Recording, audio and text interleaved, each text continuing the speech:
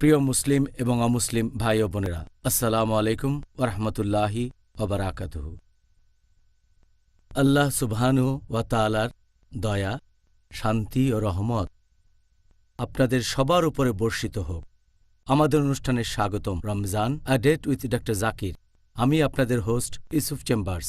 আর আজকে আমাদের এই পর্বের আলোচনার টপিক রোজার সময় যেসব কাজ সুপারিশ আর অনুৎসাহিত করা হয়েছে। ডক্টর জাকির, আসসালামু আলাইকুম। ওয়ালাইকুম আসসালাম রহমতুল্লাহি ওয়া বারাকাতুহু। কেমন আছেন আপনি? আলহামদুলিল্লাহ, আল্লাহ বারিক ফি। আলহামদুলিল্লাহ। মাশাআল্লাহ, আলহামদুলিল্লাহ। আজকের টপিক এটা বেশ গুরুত্বপূর্ণ বিষয়। সত্যি বলতে আমাদের অনুষ্ঠানের ৩২টা টপিক, ইনশাআল্লাহ এর সবগুলোই খুব গুরুত্বপূর্ণ হবে ইনশাআল্লাহ। তাহলে ডক্টর জাকির, আপনাকে প্রশ্ন করা শুরু করি। প্রথমেই আপনি কি আমাদের দর্শকদের বলবেন যে রোজা থাকা অবস্থায় কোন কাজগুলোর কথা সুপারিশ করা হয়েছে? আলহামদুলিল্লাহ, ওয়াসসালাতু ওয়াসসালাম আলা রাসূলিল্লাহ ওয়া আলা আলিহি ওয়া সাহবিহি আজমাইন, আম্মা বাদ। আউযু বিল্লাহি মিনাশ শাইতানির রাজীম। বিসমিল্লাহির রহমানির রহিম। রব্বি ইশরাহ লি সাদরি ওয়া ইয়াসসির লি আমরি ওয়াহলুল উকদাতাম মিন লিসানি ইয়াফকাহু কাওলি। সাধারণত যে কাজগুলো অন্য সময়েও সুপারিশ করা হয়েছে, রমজান মাসেও সেগুলো সুপারিশ করা হয়েছে, তবে সেগুলো বাদে যে কাজে রোজা ভাঙে। কিছু কিছু কাজ সুপারিশ করেছেন আমাদের প্রিয় নবী, বিশেষ করে রমজান মাসে, আর কিছু কাজ রমজান মাসে বেশি করে করতে বলেছেন। এরকম অনেক কাজই আছে, আমি যতগুলো পারি এখানে বলছি। প্রথমটা হচ্ছে সাহরি করা। সাহরিকে আমরা অবহেলা করব না। দ্বিতীয়টা হচ্ছে যতটা দেরিতে সম্ভব সাহরি করা, ভোর হওয়ার ঠিক আগ মুহূর্তে। তৃতীয় হচ্ছে যত তাড়াতাড়ি সম্ভব ইফতার করে ফেলা, সূর্যাস্তের ঠিক পরপরই করে ফেলা। চতুর্থ হচ্ছে ইফতারের সময় পানি আর খেজুর খাওয়া। পঞ্চম হচ্ছে ইফতার করার পরে কিছু নির্দিষ্ট দোয়া পড়া। এরপর ৬ নম্বর, যখন ইফতার করবেন অন্যদেরকেও আমন্ত্রণ জানাবেন, বিশেষ করে গরিব লোকদের। এগুলো নিয়ে আমরা আগামীকাল আলোচনা করব। নবী আরও কিছু কাজের কথা বলেছেন আমাদের। ১ নম্বর, আমরা রমজান মাসে যতটা সম্ভব ভালো কাজ করার চেষ্টা করব। ২ নম্বর, রমজান মাসে বেশি করে পরোপকার করব। ৩ নম্বর, যদি কেউ আপনাকে উস্কানি দেয় আপনি রেগে যাবেন না, তখন বলবেন আমি রোজা আছি, রোজা আছি। ৪ নম্বর, আমরা মেসওয়াক করব, অর্থাৎ দাঁতন। ৫ নম্বর, যদি সম্ভব হয় আমরা রমজান মাসে উমরা করব। ৬ নম্বর, যতদূর সম্ভব ধর্ম সম্পর্কে জ্ঞান অর্জন করব, অনুবাদ সহ পবিত্র কোরআন পড়ব, সহিহ হাদিস পড়ব, ইসলামিক বই পড়ব। ৭ নম্বর হচ্ছে যতটা পারি ইসলামিক অনুষ্ঠানে অংশগ্রহণ করব, লেকচার, সেমিনার, যাতে ইসলাম সম্পর্কে জানতে পারি। নাম্বার ৮, আমরা তখন দেখব ইসলামিক অনুষ্ঠান, হতে পারে কোনো ভিডিও, বিভিন্ন ইসলামিক ক্যাসেট, বিভিন্ন বিশেষজ্ঞের লেকচার শুনব, যাতে করে ইসলামিক জ্ঞান আমাদের বাড়ে। ৯ নম্বর, এ সময় আমরা আনন্দে থাকার চেষ্টা করব, মন খারাপ করে থাকব না। ১০ নম্বর, অন্যদের সাথে ভালো ব্যবহার করব। ১১ নম্বর, আমরা পরিবারের সবার সাথে ভালো ব্যবহার করব। ১২ নম্বর, আমরা এ সময় কাজ করব বেশ ভাবনা চিন্তা করে। তারপর ১৩ নম্বর, যে আমরা এ সময় চেষ্টা করব মানুষের বিভিন্ন অন্যায় আর অপরাধ ক্ষমা করে দিতে। এছাড়াও আমাদের নবী কিছু কাজের কথা বলেছেন, সেগুলো নিয়ে আমরা পরবর্তীতে আলোচনা করব। যেমন ধরেন নবী বলেছেন যে রমজান মাসে তোমরা চেষ্টা করবে ৫ ওয়াক্ত নামাজই জামাতে গিয়ে পড়ার জন্য, যতদূর সম্ভব মসজিদে নামাজ পড়বে। ২ নম্বর, এ সময় আমরা বেশি করে সুন্নত আর নফল নামাজ পড়ব। ৩ নম্বর, এ সময় আমরা বেশি করে আল্লাহ তাআলার কাছে দোয়া করব। ৪ নম্বর, আমরা আল্লাহর কাছে ক্ষমা প্রার্থনা করব, কারণ এই রমজান মাস হচ্ছে ক্ষমার মাস। ৫ নম্বর, বেশি করে পবিত্র কোরআন তেলাওয়াত করব। ৬ নম্বর, আমরা তারাবির নামাজ পড়ব। ৭ নম্বর, বিশেষ করে রমজানের শেষ ১০ দিন কিয়ামুল লাইল আদায় করব। ৮ নম্বর হচ্ছে আমরা ইতিকাফ করব, যদি সম্ভব হয় শেষ ১০ দিন। আর ৯ নম্বর, আমরা যাকাত দেব যদি না দিয়ে থাকি। ১০ নম্বর, সেটা হচ্ছে আমরা নিজেদের উন্নয়নের চেষ্টা করব যতটা সম্ভব হয়। 11 নম্বর লাইলাতুল কদরকে খুঁজব। নাম্বার 12 মুসলিম ভাইদের ইসলা দেব। 13 নম্বর অমুসলিম ভাই বোনদের দাওয়া দেব। এই হলো সংক্ষেপে আমাদের কাজগুলো, যেগুলো রমজান মাসে করার জন্য সুপারিশ করা হয়েছে। সুবহানাল্লাহ। আমাদেরকে অনেক কাজের কথা আলোচনা করতে হবে, আমি আশা করছি, আর আল্লাহ তাআলার কাছে দোয়া করছি এই আলোচনায় দর্শকরাও যেন উপকৃত হতে পারেন, পাশাপাশি আমরাও ইনশাআল্লাহ। সবাই যেন উপকার পেতে পারি। ইনশাআল্লাহ। প্রথম 6 কাজ নিয়ে আগামীকাল আলোচনা করব, যার টপিক সেহরি ও ইফতার, ইনশাআল্লাহ। যাতে করে পর্বটা উপভোগ্য হয়। তারপর আপনি একেবারে শেষ যে 13টা কাজের কথা বললেন, সেগুলো নিয়েও আমরা আগামী পর্বগুলোতে আলোচনা করব। 9 রোজা থেকে শুরু করে 22 রোজার মধ্যে আপনি মাঝখানে যে 13টা কাজের কথা বললেন, আমরা এখন সেই কাজগুলো নিয়ে আলোচনা করব আমাদের এই পর্বে। তাহলে ডাক্তার জাকির, আজকে আমরা প্রথমেই যে কাজটা নিয়ে আলোচনা করব সেটা হচ্ছে পবিত্র রমজান মাসের প্রেক্ষাপটে পরোপকার বলতে আপনি ঠিক কি বোঝাবেন, আর এই মাসে মুসলিমদেরকে কোন ধরনের পরোপকার করতে পরামর্শ দেবেন? মানুষের উচিত সারা জীবনে পরোপকার করা, তবে রমজান মাসে আমরা পরোপকারের সর্বোচ্চ চূড়ায় উঠব। আর একজন মানুষ বিভিন্ন উপায়ে পরোপকারী হতে পারে। যেমন ধরেন, পরোপকারের কথা বললে মানুষ ভাবে যে মানুষকে টাকা দিয়ে সাহায্য করতে হবে, তবে এটা পরোপকার করার মতো একমাত্র কাজ না। এটা হলো পরোপকারের একটা অংশ, মানুষকে টাকা দিয়ে সাহায্য করা। পরোপকারের অন্য একটা উপায় হচ্ছে যদি জ্ঞান বিতরণ করেন, যদি কাউকে সঠিক পথে পরিচালিত করেন, তাহলে সেটাও এক ধরনের পরোপকার। জ্ঞান দিয়ে সাহায্য করতে পারেন। এছাড়াও আপনি পরোপকার করতে পারেন শারীরিক শক্তি দিয়ে সাহায্য করে, কোনো কাজ করে দিলেন অথবা কিছু তুলে দিলেন, এই কাজটাও পরোপকার। যে কাজটা ভালো সেটাই আসলে পরোপকার। যেমন ধরেন, আপনি একটা চাকরি করছেন আর সেখানে একটা ভালো অবস্থানে আছেন, হয়তো কাউকে সাহায্য করতে পারেন, তার চাহিদাগুলো পূরণ করতে পারেন, এই কাজটাও এক ধরনের পরোপকার। তাহলে এই সব কাজই পরোপকারের মধ্যে পড়ে। আর আমাদের নবী মোহাম্মদ সাল্লাল্লাহু সাল্লামের একটা হাদিস বলছে, এটার উল্লেখ আছে সহিহ বুখারীতে, খণ্ড নম্বর 1, এটা আছে বুক অব রেভেলেশনে, হাদিস নম্বর 5। এখানে বলা হয়েছে যে মোহাম্মদ সাল্লাল্লাহু সাল্লাম তিনি হলেন পৃথিবীর মধ্যে সবচেয়ে পরোপকারী, আর এই পবিত্র রমজান মাসে পরোপকারের সর্বোচ্চ চূড়ায় থাকবেন তিনি। ফেরেশতা জিবরাইল আলাইহিস সালাম রমজান মাসে নবীর কাছে আসতেন, তাকে কোরআন পড়ে শোনাতেন। আর বলা হয়েছে যে নবী মুহাম্মদ সাল্লাল্লাহু আলাইহি সাল্লাম তিনি প্রচণ্ড বেগে চলমান বাতাসের চেয়েও পরোপকারী বেশি, পরোপকারের সর্বোচ্চ চূড়ায়। এছাড়া নবী মুহাম্মদ সাল্লাল্লাহু আলাইহি সাল্লাম বলেছেন, এটার উল্লেখ আছে তিরমিজিতে, হাদিস নাম্বার 3233, সেখানে বলা হয়েছে যে বেহেশতে এমন কিছু ঘর থাকবে যেগুলোর ভেতরটা তোমরা বাইরে থেকে দেখতে পাবে আর ভেতর থেকে বাইরেটা দেখবে। এই ঘরগুলো তৈরি করা হবে তাদের জন্য যারা পরোপকারী, যারা গরিবদের সাহায্য করে, যারা রোজা রাখে নিয়মিতভাবে আর রাতের বেলায় নামাজ পড়ে। তাহলে এই মানুষগুলোর জন্য বেহেশতে কিছু স্পেশাল ঘর থাকবে। এছাড়াও আরেকটা হাদিস, সহিহ হাদিস, এটার উল্লেখ আছে ইবনে মাজা, হাদিস নাম্বার 1746। নবী মুহাম্মদ সাল্লাল্লাহু আলাইহি সাল্লাম বলেছেন যে যদি কেউ কোনো রোজদার লোককে খাবার দেয়, তাহলে যে লোক খাবার খাইয়েছে সে ওই রোজদারের রোজা রাখার যে সওয়াব পাবে, একই সওয়াব সেও পাবে। সেজন্য আমরাও মানুষকে উৎসাহিত করব অন্যদের খাওয়ানোর জন্য। এই সবগুলো কাজই আসলে পরোপকার।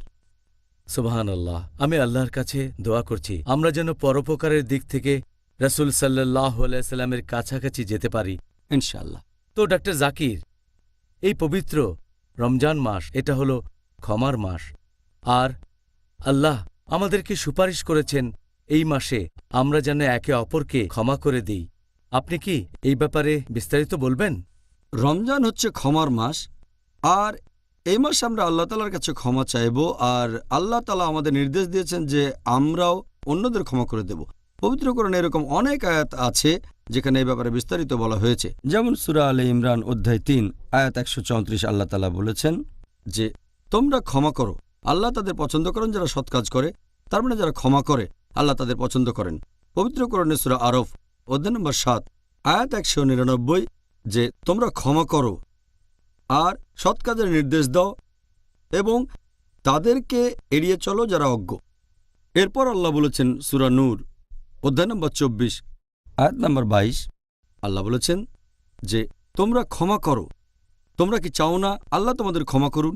আল্লাহ তাআলা ক্ষমাশীল এবং পরম দয়ালু।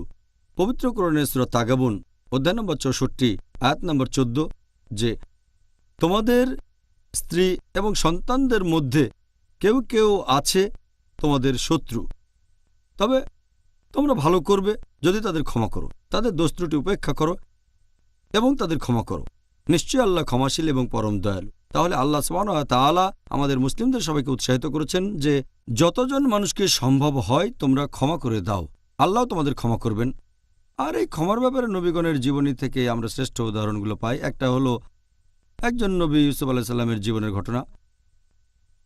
আমরা জানি যে ইউসুফ আলাইহিস সালাম তার 10 জন সৎ ভাই তার বিরুদ্ধে ষড়যন্ত্র করল, তাকে মেরে ফেলতে চাইল, কিন্তু আল্লাহ তাআলা তার জীবন বাঁচালেন। পরবর্তীতে তিনি হলেন মিশরের গভর্নর। একসময় যখন সব ভাইয়ের জীবন তার হাতের মুঠোয়, কোরআনে আছে যে তিনি বললেন তাদের উদ্দেশ্যে, সূরা ইউসুফ অধ্যায় নম্বর 12 আয়াত নম্বর 92, তিনি বললেন যে আজ তোমাদের বিরুদ্ধে আমার কোনো অভিযোগ নেই, আর আল্লাহ তোমাদের ক্ষমা করুন, তিনি শ্রেষ্ঠ দয়ালু। তার মানে ইউসুফ আলাইহিস সালাম তার ভাইদের ক্ষমা করে দিলেন আর বললেন আল্লাহ দয়ালু। এছাড়া আমাদের শেষ নবী মুহাম্মদ সাল্লাল্লাহু আলাইহি সাল্লামের জীবনে আমরা ক্ষমার অনন্য দৃষ্টান্ত দেখি। যখন মক্কা বিজয় করলেন, সেখানকার মুশরিকরা, মক্কার মূর্তি পূজারীরা তার আত্মীয়দের মেরে ফেলেছে, তার চাচাকে মেরেছে, এছাড়াও অনেক সাহাবীকেও মেরেছে, কিন্তু যখন তিনি সম্পূর্ণ জিতে গেলেন তখন তাদেরকে ক্ষমা করে দিলেন। আল্লাহ পবিত্র কোরআনে বলেছেন সূরা আহজাব অধ্যায় নম্বর 33 আয়াত নম্বর 21, নিশ্চয়ই রাসূলুল্লাহর মধ্যে তোমরা দেখবে উত্তম আদর্শের দৃষ্টান্ত। এরপর পবিত্র কোরআনে সূরা ফুসিলাত অধ্যায় নম্বর 41 আয়াত নম্বর 34 আল্লাহ বলেছেন যে মন্দকে প্রতিহত করে উৎকৃষ্ট দিয়ে। তুমি হয়তো জানো না যে লোকটার মনের মধ্যে শুধু তোমার প্রতি ঘৃণা আছে, তুমি দেখবে সে তোমার খুব অন্তরঙ্গ বন্ধু হয়ে গেছে। তার মানে খারাপ কাজকে প্রতিহত করবেন ভালো কাজ দিয়ে, এটাই সবচেয়ে ভালো। আল্লাহ এটা আবার বলছেন সূরা শুরা অধ্যায় নম্বর 42 আয়াত নম্বর 37। আল্লাহ এখানে তাদের কথা বলছেন যারা পরকালে বেহেশতে যাবে। তারা হলো সেই লোকগুলো যারা অশ্লীল কাজ পরিহার করে আর পরিহার করে গুরুতর পাপ, এবং রেগে গেলে তারা ক্ষমা করে দেয়। তাহলে পবিত্র কোরআনের বিভিন্ন আয়াতের মাধ্যমে আল্লাহ তাআলা মানুষ জাতিকে নির্দেশ দিচ্ছেন যে তোমরা অন্যদের ক্ষমা করে দেবে। জাযাকাল্লাহ খায়ের। ডক্টর জাকির, এভাবে বিস্তারিত বলার জন্য আপনাকে অনেক ধন্যবাদ। প্রিয় মুসলিম এবং অমুসলিম ভাই ও বোনেরা, পরের প্রশ্নটা হলো রেগে যাওয়া সম্পর্কে। রমজান মাসে আমরা কিভাবে রাগটাকে দমন করে রাখব? লোকজন এই রমজান মাসে রোজা রাখে, এই সময় তারা রাগ দেখায়। এখন এই রমজান মাসে তাদের রেগে যাওয়ার কি কোনোরকম যৌক্তিকতা আছে? অনেকেই এই সময় অজুহাত দেখিয়ে বলে যে আমরা রোজা আছি, সেজন্য আমরা তো রেগে যেতেই পারি। আসলে এটা হবে উল্টোটা।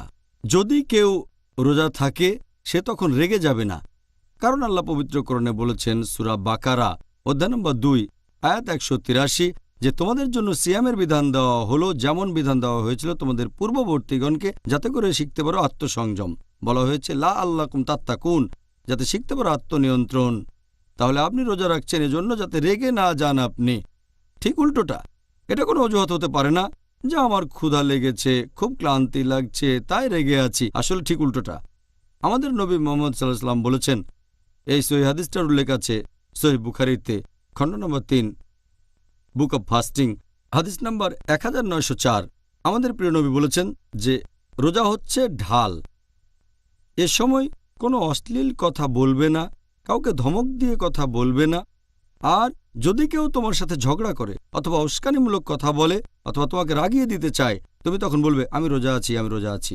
এই হাদিসটা আরও একবার আছে, এটাও আছে সহিহ বুখারীতে খণ্ড নম্বর 3 বুক অব ফাস্টিং হাদিস নম্বর 1894। আমাদের প্রিয় নবী বলেছেন কেউ উস্কানিমূলক কথা বললে তুমি বলবে আমি রোজা আছি, আমি রোজা আছি। এই হাদিসটা সহিহ মুসলিমেও আছে, অনেক জায়গায় আছে। আমাদের নবী মুহাম্মদ সাল্লাল্লাহু আলাইহি ওয়াসাল্লাম বলেছেন, এটা আছে সহিহ বুখারীতে খণ্ড নম্বর 8 বুক অব ম্যানার্স হাদিস নম্বর 6114। আমাদের নবী বলেছেন যে সেই লোক সবচেয়ে শক্তিশালী নয় যে গায়ের জোরে আরেকজনকে হারিয়ে দেয়। যে গায়ের জোরে আরেকজনকে হারিয়ে দেয় সে সবচেয়ে শক্তিশালী নয়, বরং সবচেয়ে শক্তিশালী হলো সেই লোক যে কারো উপর রেগে যাওয়ার পরও তাকে ক্ষমা করে দেয়, যে রাগ কন্ট্রোল করে। তাহলে রোজা আমাদের পথ দেখিয়ে দেয় কিভাবে নিজেকে নিয়ন্ত্রণ করতে হবে। আর এই রোজা আসলে এক ধরনের ট্রেনিং যে কিভাবে নিজের রাগকে নিয়ন্ত্রণ করবেন। সুবহানাল্লাহ। আমরা যদি রোজা রেখে আমাদের রাগটাকে কন্ট্রোল করতে পারি তাহলে অন্য সময় সেটা পারবো ইনশাআল্লাহ। ডাক্তার জাকির, এবারে আপনাকে যে প্রশ্নটা করতে চাই উমরা করা প্রসঙ্গে, এই পবিত্র রমজান মাসে আপনি কি এই রমজান মাসের উমরা সম্পর্কে কোনোরকম উপদেশ দেবেন? রমজান মাসে মক্কায় গিয়ে উমরা করার কথা যদি বলতে হয়, নবী এটার কথা বলেছেন। তিনি সাহাবেগণকে উৎসাহ দিয়ে বলেছেন যে তোমরা পবিত্র রমজান মাসে উমরা করবে। আমাদের নবী মুহাম্মদ সাল্লাল্লাহু আলাইহি ওয়াসাল্লাম বলেছেন, এটার উল্লেখ আছে সহিহ বুখারী খণ্ড নম্বর 3 বুক অব উমরা হাদিস নম্বর 1782। নবী বলেছেন, যদি কেউ রমজান মাসে উমরা করে সেটা হবে হজ পালনের সমান। তার মানে আপনি যদি রমজান মাসে উমরা করে থাকেন রমজানের যে কোনো দিনে শুরু থেকে শেষ পর্যন্ত, তাহলে সেটা হবে হজ পালনের সমান। তাহলে এই রহমতের মাসে উমরা করা তো খুব ভালো একটা কাজ। ডাক্তার জাকির, অনেক মানুষেরই ভুল ধারণা আছে যে রমজান মাসে রোজা অবস্থায় মেসাক করাকে অনুৎসাহিত করা হয়েছে। এ ব্যাপারে আপনি কি একটু বিস্তারিত বলবেন? অনেক মুসলিম আছেন যারা ভাবেন যে রোজা থেকে মেসওয়াক করা এটা মাকরু। এটার ভিত্তি হচ্ছে একটা হাদিস, এটার কথা আগেও বলেছি। সহিহ বুখারী খণ্ড নম্বর 3 বুক অব ফাস্টিং হাদিস নম্বর 1904 এবং 1894। নবী মুহাম্মদ সাল্লাল্লাহু আলাইহি ওয়াসাল্লাম বলেছেন, আল্লাহর নামে বলছি যার হাতে রয়েছে মুহাম্মদের রূহ, রোজাদারের মুখের গন্ধ আল্লাহ তাআলার কাছে কস্তুরীর ঘ্রাণের চেয়েও মিষ্টি। এটা শুনে অনেকে মনে করে যদি মেসওয়াক ব্যবহার করেন তাহলে রোজদারের মুখে সাধারণত যে দুর্গন্ধ থাকে সেটা আর থাকবে না, সেজন্য আল্লাহ তাকে পছন্দ করবেন না। এটার উপর ভিত্তি করে তারা মনে করে যে এটা মাকরু। আমাদের এখানে বুঝতে হবে, যখন কেউ মেসওয়াক ব্যবহার করে বা দাঁতন, এটা রোজদারের মুখের সেই দুর্গন্ধ দূর করতে পারে না। তাহলে যখন মেসওয়াক ব্যবহার করছেন এটা দাঁতের গামকে ম্যাসাজ করে, আর দাঁতের ফাঁকে খাবারের কণা আটকে থাকলে সেটা বের করে ফেলে, অনেকটা টুথব্রাশের মতোই। রোজদারের মুখে দুর্গন্ধটা আসে পাকস্থলী থেকে, কারণ পেটে কোনো খাবার যায় না, সেখান থেকে দুর্গন্ধটা আসে। মেসওয়াক এটা বন্ধ করতে পারে না। এছাড়া আমাদের নবী মুহাম্মদ সাল্লাল্লাহু আলাইহি ওয়াসাল্লাম বলেছেন, এটা আছে সহিহ বুখারী খণ্ড নম্বর 2 হাদিস নম্বর 887। আমাদের নবী বলেছেন যে যদি আমার উম্মার জন্য এটা কঠিন না হয়ে যেত তাহলে আমি প্রত্যেক নামাজের আগে মেসওয়াক করা বাধ্যতামূলক করে দিতাম, যেমন ওযু আবশ্যিক। নবী বলেছেন এটা যদি কঠিন না হতো আমার উম্মার জন্য তাহলে আমি প্রত্যেক নামাজের আগে মেসওয়াক করাটা বাধ্যতামূলক করতাম। তাহলে এই কাজটা নবী আমাদের করতে বলেছেন। রোজার সময় মেসওয়াক বাদ দিলে সে কথা বলতেন, যেমন তিনি বলেছেন ওজুর সময় নাকে পানি নেয়ার ব্যাপারে। হাদিসটা আছে আবু দাউদে খণ্ড নাম্বার 2 হাদিস নাম্বার 2360। আমাদের প্রিয় নবী বলেছেন যে ওজু করার সময় তোমরা প্রচুর পানি দিয়ে নাক পরিষ্কার করবে, শুধু রোজার সময় বাদে। তার মানে অনেক পানি দিয়ে নাক পরিষ্কার করাটা ভালো, তবে রোজার সময়টা বেশি পানি নেবেন না, কারণ সেক্ষেত্রে পানি গলায় চলে যেতে পারে, পেটেও যাবে। মেসওয়াকের ব্যাপারে এমন কোনো সমস্যা থাকলে নবী সেটা বলতেন যে তোমরা মেসওয়াক ব্যবহার করতে পারো, তবে রোজার সময়টা বাদে। তাহলে মেসওয়াক ব্যবহার করাটা হচ্ছে সুন্নত, এটা সুপারিশ করা হয়েছে, এটা মুস্তাহাব, আমরা এটা করব, আর এজন্য ইনশাল্লাহ পুরস্কার পাবো। ডক্টর জাকির, এই আশীর্বাদের রমজান মাসে আমরা কিভাবে জ্ঞান আহরণ করতে পারি? জ্ঞান আহরণ খুব ভালো কাজ। বিশেষ করে এই রমজান মাসে মানুষ বিভিন্ন উপায়ে জ্ঞান আহরণ করতে পারে। কোরআন পড়তে পারেন, রমজানের সময় কোরআন শরীফ পড়া মুস্তাহাব, আর পাশাপাশি কোরআনের অনুবাদও পড়বেন। এরপর আরও পড়বেন আমাদের নবীর হাদিস, আর যতখানি সম্ভব সেই বইগুলো পড়বেন যেগুলো সহিহ। আমাদের নবীর সহিহ হাদিস সবচেয়ে ভালো হচ্ছে কুতুবুস সিত্তা, এই বইগুলোই হচ্ছে সবচেয়ে ভালো, যেমন বুখারী, মুসলিম, সুনান তিরমিজি, সুনান আবু দাউদ, সুনান নিসাই, ইবনে মাজা, এগুলো কুতুবুস সিত্তা সবচেয়ে ভালো। সময় কম থাকলে অন্তত প্রথম দুটো হাদিসের বইগুলো পড়েন, তার মানে সহিহ বুখারী আর সহিহ মুসলিম। যদি সময় কম থাকে তাহলে সহিহ মুসলিমের ছোট সংস্করণ পড়েন, অথবা সহিহ বুখারীর ছোট সংস্করণ, অথবা পড়তে পারেন মুত্তাফিক আলাইহি, যে হাদিসগুলো বুখারী আর মুসলিমের মধ্যে কমন। এছাড়া আমাদের নবীর জীবন কাহিনী পড়তে পারেন। ইংরেজি ভাষায় নবীর জীবন কাহিনীর উপর সবচেয়ে সেরা বই রাহিক আল মাকতুম, দ্য সিল্ড নেকটার, এটা নবীর জীবন নিয়ে কথা বলছে। এরপর নবীর জীবনী নিয়ে আরেকটা বই মুহাম্মদ সাল্লাল্লাহু আলাইহি ওয়াসাল্লামের জীবনী লিখেছেন তাহিয়া আল ইসমাইল, এটাও ভালো বই। আমরা জ্ঞান আহরণ করতে পারি বিভিন্ন রকম অনুষ্ঠানে, অংশগ্রহণ করে বিভিন্ন ইসলামিক অনুষ্ঠানে যাব, লেকচার শুনব, সেমিনারে যাব, এতে আমাদের জ্ঞান বাড়বে। এছাড়া ভিডিও ক্যাসেট দেখতে পারেন, ইসলামিক লেকচার, ইসলামিক অনুষ্ঠান শুনতে পারেন, অডিও ক্যাসেট। তারপর ইন্টারনেটে যেতে পারেন, ইসলামিক ওয়েবসাইটগুলোতে যান, বিভিন্ন ইসলামিক ওয়েবসাইট। এভাবে আমরা বিভিন্ন উপায়ে জ্ঞান আহরণ করতে পারি। আর রমজান মাসে আমরা এভাবে জ্ঞান আহরণ করে আমাদের সময় ব্যয় করতে পারি। অবশ্যই এতে আমাদের উপকার হবে, পাশাপাশি অনেক পুরস্কারও পাবো ইনশাআল্লাহ। ইনশাআল্লাহ। আপনি যে বইগুলোর কথা বললেন সেগুলো নিশ্চয়ই বেশ কয়েকটা ভাষাতেই পাওয়া যাবে, আর আমাদের মুসলিম ভাই বোনেরা পুরো পৃথিবী জুড়েই এই বইগুলো থেকে জ্ঞান আহরণ করতে পারবেন। ডক্টর জাকির, হুসনে সুলুক এই শব্দটার অর্থ আসলে কি, আর পরিবারের সাথে ভালো ব্যবহার বলতে কি বোঝানো হয়েছে? এই পবিত্র রমজান মাসে মানুষ সাধারণত অজুহাত দেয় যে সে রোজা আছে, সে ক্লান্ত হয়ে যায়, এ সময় তাদের ক্ষুধা লাগে, তাই গোমড়া মুখে বসে থাকে। তবে নবী বলেছেন এ সময় হাসি খুশি থাকতে, মন খারাপ করবেন না। এ সময় রোজা থাকার সময় হাসি খুশি থাকবেন, বিশেষ করে পরিবারের সদস্যদের সাথে ভালো ব্যবহার করবেন, পরিবারকে আরও বেশি করে সময় দেবেন, যাতে করে আপনার সাথে তারাও রোজার পুরস্কারটা পায়।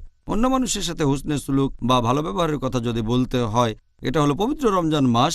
এ মাসে মানুষের সাথে বেশি ভালো ব্যবহার করবেন, প্রতিবেশীর সাথে, বন্ধুদের সাথে, আত্মীয় স্বজনের সাথে ভালো কাজ করবেন, সবাইকে সাহায্য করবেন, সবাই মিলেমিশে আনন্দে থাকবেন।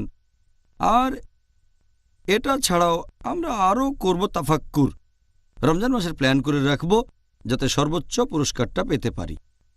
আল্লাহর কাছে দোয়া করি আমরা যেন সবার সাথে ভালো ব্যবহার করতে পারি, আর যেন সবসময় নবী মোহাম্মদ সাল্লাল্লাহু আলাইহি সাল্লামকে অনুসরণ করে চলতে পারি, বিশেষ করে এই আশীর্বাদের পবিত্র রমজান মাসে। এবারে আমরা অন্য আরেকটা বিষয় নিয়ে আলোচনা করব, যে কাজগুলো অনুৎসাহিত করা হয়েছে। আপনি কি সংক্ষেপে এই কাজগুলো সম্পর্কে বলবেন? রোজা অবস্থায় যে কাজগুলো করতে আমাদেরকে অনুৎসাহিত করা হয়েছে এই পবিত্র রমজান মাসে। রোজার সময় যে কাজগুলোকে অনুৎসাহিত করা হয়েছে সেগুলোকে তিনটা ভাগে ভাগ করা যায়। প্রথমটা হচ্ছে সেই কাজগুলো যেগুলো রোজার বিভিন্ন সুন্নতের বিরুদ্ধে যায়। দ্বিতীয়টা রোজায় যে কাজগুলোকে অনুৎসাহিত করা হয়েছে আর যেগুলো বছরের অন্য সময়ও নিষিদ্ধ। তৃতীয়টা হচ্ছে রোজার সময় অন্যান্য যে কাজগুলোকে অনুৎসাহিত করা হয়। ডক্টর জাকির, আপনি কি সেই কাজগুলোর কথা বলবেন যেগুলোকে অনুৎসাহিত করা হয়েছে, একই সাথে রোজার সুন্নতেরও বিরুদ্ধে যায়? যে কাজগুলো নবীর সুন্নতের বিরুদ্ধে যায়, আমি আগে কিছু সুপারিশ করা কাজের কথা বলেছি, এটা তার বিপরীত। যেমন 1 নাম্বার, আমরা শব্দ করে নিয়ত করব না। রোজা থাকার সময় নিয়তটা আমরা শব্দ করে বলবো না। 2 নাম্বার হচ্ছে আমরা অতিরিক্ত খাওয়া দাওয়া কখনোই করব না, ইফতারের সময় বা রাতের বেলায়। 3 নাম্বার, আমরা রেগে যাব না। 4 নাম্বার পয়েন্ট হচ্ছে লোকজন তারাবি পড়ে খুব তাড়াতাড়ি করে, একটু ধীরে পড়তে হবে। এরপর পয়েন্ট নাম্বার 5 হচ্ছে ইতিকাফের সময় আমরা গল্প গুজব করব না। এবার আমাদের সেই কাজগুলো সম্পর্কে বলেন যেগুলো রমজান বাদে অন্য সময়েও নিষিদ্ধ। এখন আমরা সেইগুলো সম্পর্কে জানতে চাই। যে কাজগুলো এমনিতেও নিষিদ্ধ আর বিশেষ করে রমজান মাসের সময়ও কাজগুলো নিষিদ্ধ, সেগুলোর মধ্যে আড়ালে নিন্দা করা, কুৎসারটানো 1 নাম্বার, এটা খুব বড় গুনাহ। 2 নাম্বার হচ্ছে মিথ্যে কথা বলা। 3 নাম্বার হচ্ছে কাউকে গালমন্দ করা। 4 নাম্বার অশ্লীল কথা বলা। 5 নাম্বার হচ্ছে অহেতুক ঘুরে বেড়ানো আর আড্ডা দেয়া। 6 নাম্বার হচ্ছে মিথ্যে কাজ। নাম্বার 7 হচ্ছে শোনা কোনো অনইসলামিক গান আর মিউজিক। 8 নাম্বার হচ্ছে টেলিভিশনে অনইসলামিক বিভিন্ন অনুষ্ঠান দেখা, সিনেমা দেখা। 9 নাম্বার হচ্ছে অনইসলামিক ম্যাগাজিন পড়া আর অনইসলামিক বই পড়া।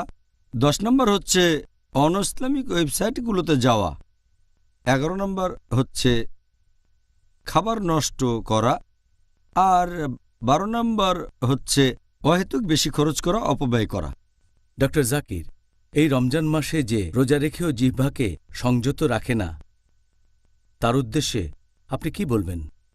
জিহ্বাকে সংযত রাখতে হবে, কারণ অনেক সময় আমরা দেখি যে জিহ্বার কারণে মানুষের যতটা ক্ষতি হয় অন্য কোনো অঙ্গ প্রত্যঙ্গ অতটা পারে না। এই জিভের ব্যাপারে আমাদের সাবধান থাকতে হবে। আমাদের নবী মুহাম্মদ সাল্লাল্লাহু সাল্লাম বলেছেন, এ প্রসঙ্গে অনেক হাদিস, সহিহ হাদিস আছে।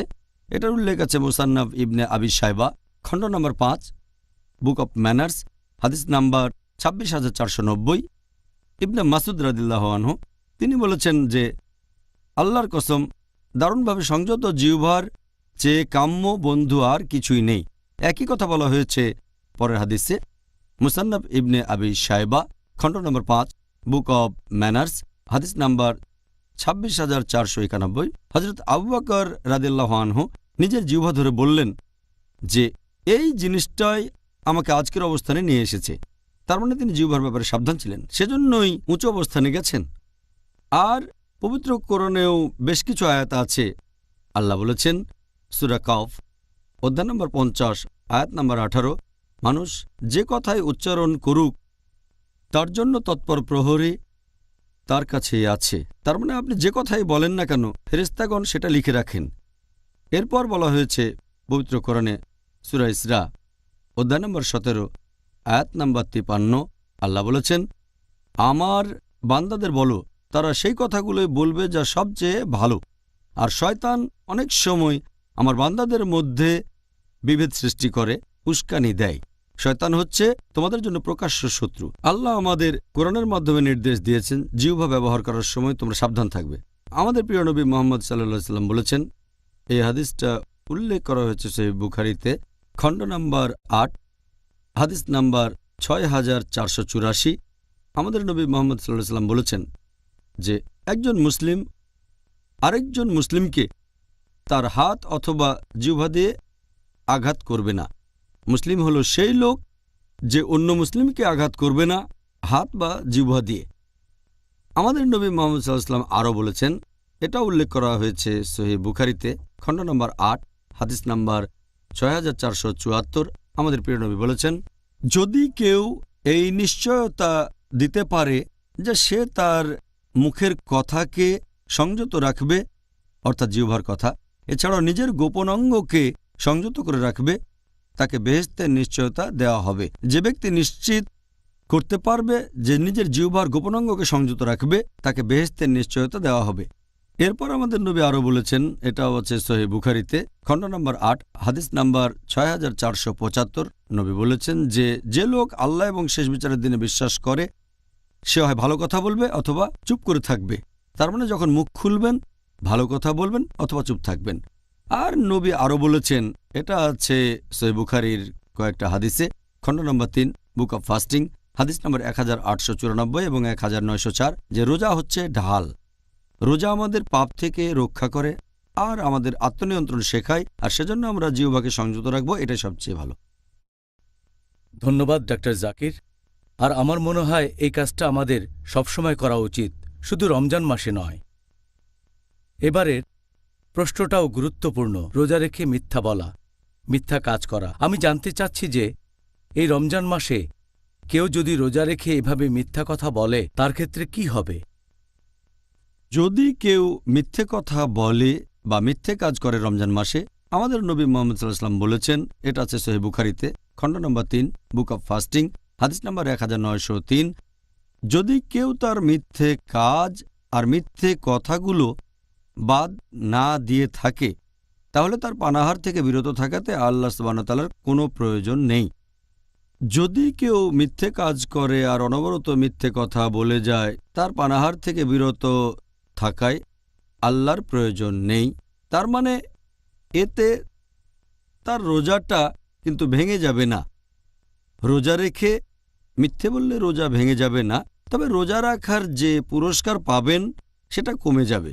যদি কোনো গুনাহ করে থাকেন, কোনো মিথ্যে বলেন, তাহলে তখন রোজা থাকার যে পুরস্কারটা পেতেন সেটা কমে যাবে, বাতিলও হয়ে যেতে পারে। আমাদের প্রিয় নবী মুহাম্মদ সাল্লাল্লাহু আলাইহি সাল্লাম আরও বলেছেন, এটার উল্লেখ আছে ইবনে মাজাহ, খণ্ড নম্বর 3, বুক অব ফাস্টিং, হাদিস নাম্বার 1690। অনেক মানুষ রোজা রাখে কিন্তু সেজন্য কোনো পুরস্কার পায় না। তারা রোজা অবস্থায় শুধু নিজেদের ক্ষুধা সংযত করে। তার মানে আপনি যদি রোজা রেখে মিথ্যে কথা বলেন, মিথ্যে কাজ করেন, তাহলে পুরস্কারটা পাবেন না, এখানে শুধু ক্ষুধাকে সংযত করছেন। খাবার খাননি, ডায়েটিং করেছেন, আসল যে উদ্দেশ্য নিজেকে নিয়ন্ত্রণ করা সেটা করেননি। আল্লাহ আমাদের শক্তি দিন আর সাহায্য করুন যাতে করে আমরা ভালো কাজ করতে পারি, ইহকাল আর পরকাল দুই জায়গাতে উপকৃত হতে পারি। পরের প্রশ্ন, এই পবিত্র রমজান মাসে পেছন থেকে নিন্দা করা আর কুৎসা রটানোর অপকারিতাগুলো কি কি হতে পারে? একটা বড় মাপের গুনাহ ইসলাম অনুযায়ী কুৎসা রটানো, পেছন থেকে নিন্দা করা। আল্লাহ পবিত্রকরণে বলেছেন সূরা হুমাজা অধ্যায় নম্বর 104 আয়াত নম্বর 1, ওয়াইলুল লিকুল্লি হুমাযাতিল লুমাযা। দুর্ভাগ্য তার যে পশ্চাতের সম্মুখে লোকের নিন্দা করে। সে দুর্ভাগা যে সামনে আর পেছনে মানুষের নিন্দা করে। আর আল্লাহ পবিত্রকরণে বলেছেন সূরা হুজুরাত অধ্যায় নম্বর 49 আয়াত নম্বর 12, অনুমান থেকে দূরে থাকো, কারণ অনুমান কোনো কোনো ক্ষেত্রে পাপ। আর তোমরা একে অন্যকে পেছন থেকে নিন্দা করো না। তোমরা কি তোমাদের মৃত ভাইয়ের মাংস খেতে চাইবে? এরপর আল্লাহ আরও বলেছেন যে তোমরা এটাকে ঘৃণ্য মনে করো। এখানে আল্লাহ তুলনা করেছেন যে পেছন থেকে নিন্দা করে সে তার মৃত ভাইয়ের মাংস খায়। এখন ভাইয়ের মাংস খাওয়াই তো হারাম।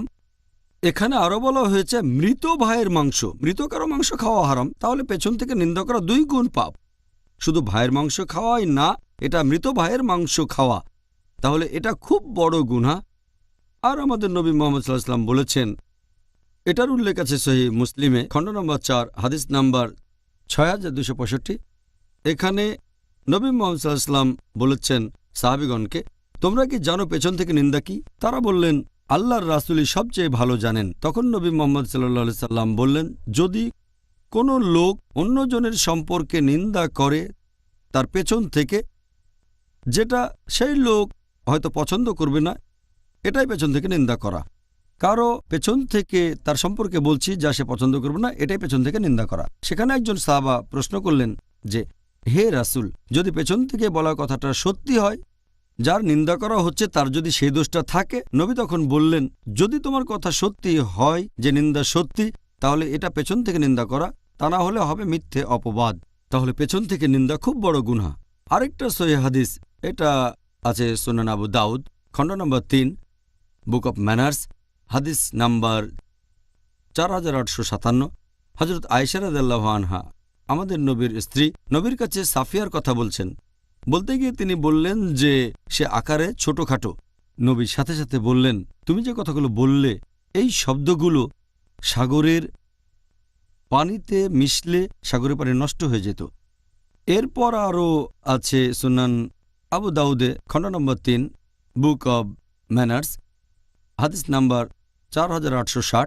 এখানে আনাস রাদিয়াল্লাহু আনহু বর্ণনা দিয়েছেন যে নবী মুহাম্মদ সাল্লাল্লাহু আলাইহি ওয়াসাল্লাম বলেছেন, যখন তিনি মিরাজে গেলেন তখন দেখলেন যে কিছু লোকের নখ তামা দিয়ে বানানো, তারা তাদের কপাল আর বুক চাপড়াচ্ছে। নবী জিজ্ঞেস করলেন যে এই লোকগুলো কারা? উত্তর পেলেন, এরা পেছন থেকে অন্যের নিন্দা করত। তার মানে পেছন থেকে নিন্দা করা খুব বড় গুনাহ। আর এই গুনাহ থেকে সবাইকে আমাদের সংযত থাকতে হবে। আমাদের অনেকে এটা না জেনে করে থাকে, তারা বুঝতে পারে না যে এটা খুব বড় গুনাহ, এটা থেকে বিরত থাকতে হবে। আর নবী আরও বলেছেন, এটার উল্লেখ আছে সহিহ বুখারীতে খণ্ড নম্বর 8 বুক অব ম্যানার্স হাদিস নাম্বার 6056, যে নিন্দা করে সে বেহেশতে যেতে পারবে না। এই হাদিসগুলো থেকে জানলাম আমরা সাবধান থাকব, জিহ্বাকে সংযত রাখব, বিশেষ করে পেছন থেকে নিন্দা আর কুৎসা রটানো থেকে। জাযাকাল্লাহ। আল্লাহ আমাদের সাহায্য করুন যাতে করে আমরা ভালো কাজ করতে পারি। ডক্টর জাকির, রোজার সময় যে কাজগুলো করতে অনুৎসাহিত করা হয়েছে সেগুলো এখনও আলোচনা করিনি। আপনি কি এখানে অন্যান্য কাজগুলির কথা বলবেন যেগুলোকে রমজান মাসে অনুৎসাহিত করা হয়েছে? রমজান মাসে অন্যান্য যে কাজগুলোকে অনুৎসাহিত করা হয়েছে সেগুলো হচ্ছে, অনেক মানুষ সারাদিন ধরে ঘুমায় কারণ সারা রাত জেগেছিল, শুধু নামাজ পড়ার সময়টায় ওঠে আবার ঘুমায়। রাতকে দিন আর দিনকে রাত বানিয়ে ফেলে। রোজা রাখার উদ্দেশ্য তো সেটা না। 2 নাম্বার, অনেক মানুষ অলস বসে থাকে, দিনের বেলায় কাজ করতে চায় না। 3 নাম্বার, রোজা রেখে অনেক লোকজন দিনের বেলায় সময় কাটাতে চায় খেলাধুলা করে, বিনোদনের মধ্যে। এই সময়টাতে এমন সব কাজ করবেন যেগুলো আমাদের নবীর সুন্নত।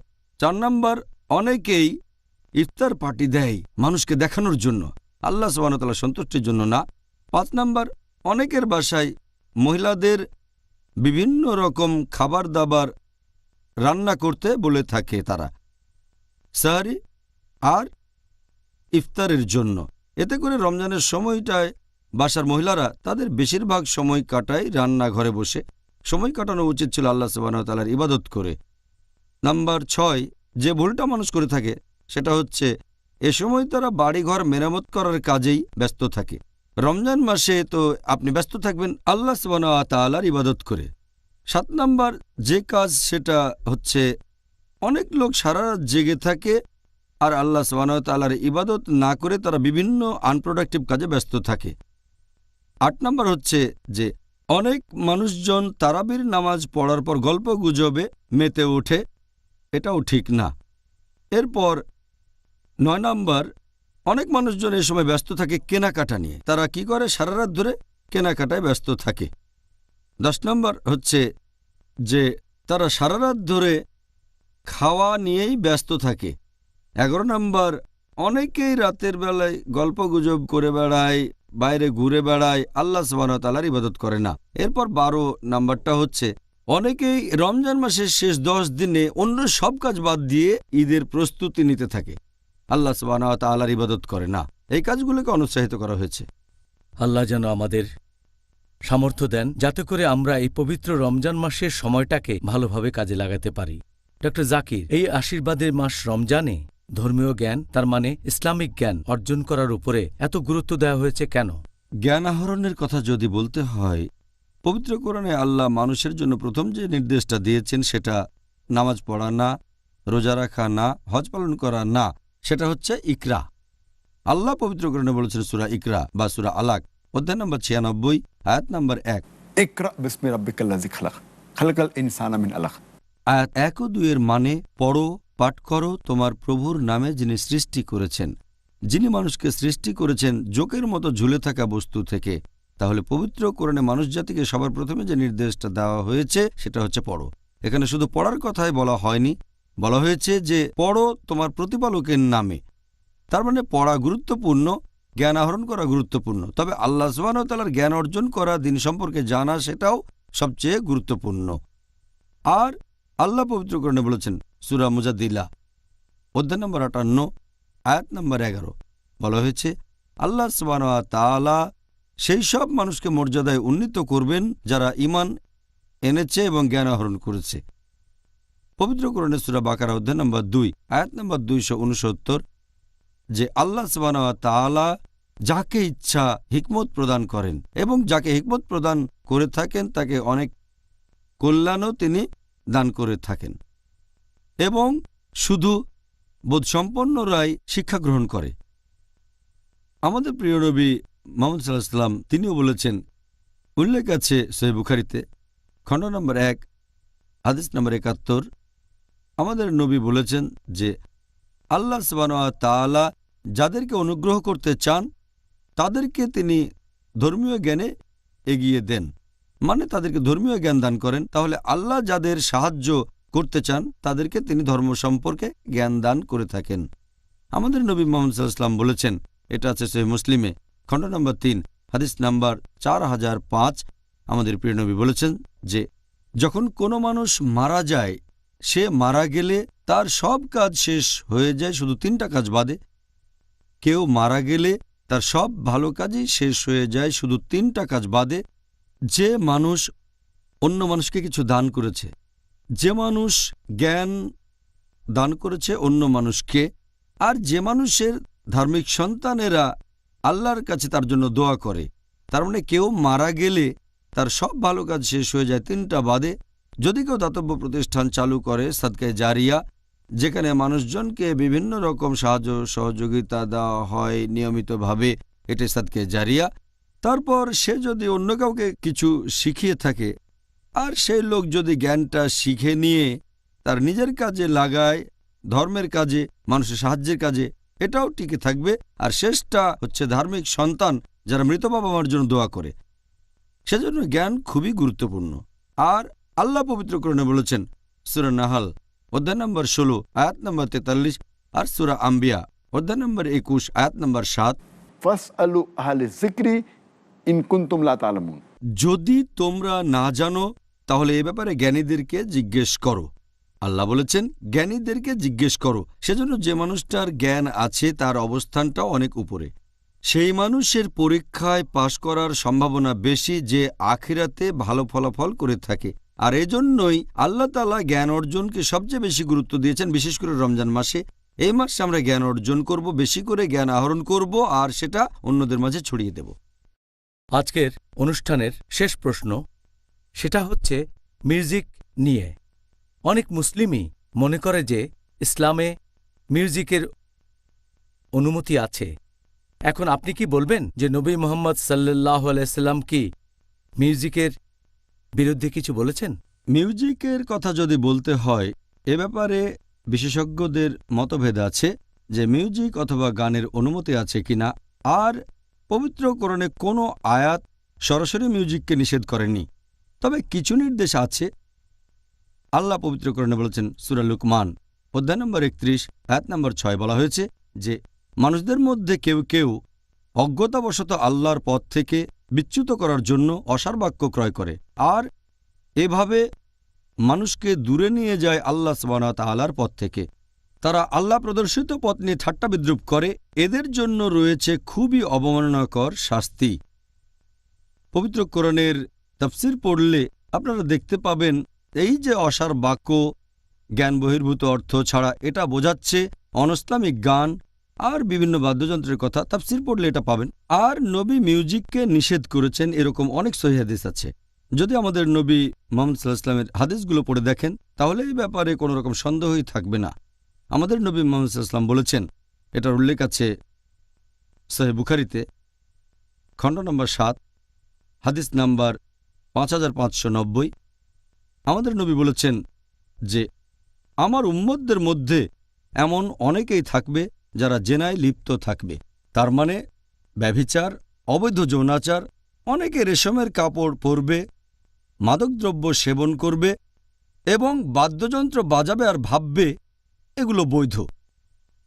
আমার উম্মতদের মধ্যে কিছু লোক তারা এমন কিছু করবে যেগুলো অবৈধ, যেমন ব্যভিচার, অবৈধ যৌনাচার, রেশমের কাপড় পরা, মাদকদ্রব্য নেয়া এবং বাদ্যযন্ত্র বাজাবে আর ভাববে এগুলো বৈধ। এই হাদিস বলছে তারা কিছু কাজকে বৈধ মনে করবে। আমরা জানি যে মাদকদ্রব্য হারাম, আমরা ভালো করেই জানি যে ব্যভিচার করা হারাম। যেহেতু এখানে মিউজিকের কথা কিছু নিষিদ্ধ জিনিসের সাথে উল্লেখ করা হয়েছে, এখানে বাদ্যযন্ত্রের কথাও বলা হয়েছে, এটাই নির্দেশ করে যে নবী এটাকেও নিষেধ করেছেন। তবে কিছু লোক বলে এটা বৈধ। আর এখনকার দিনে কিছু বিশেষজ্ঞ আছেন যারা বলেন যে ইসলাম ধর্মে বাদ্যযন্ত্র ব্যবহারের অনুমতি দেওয়া হয়েছে।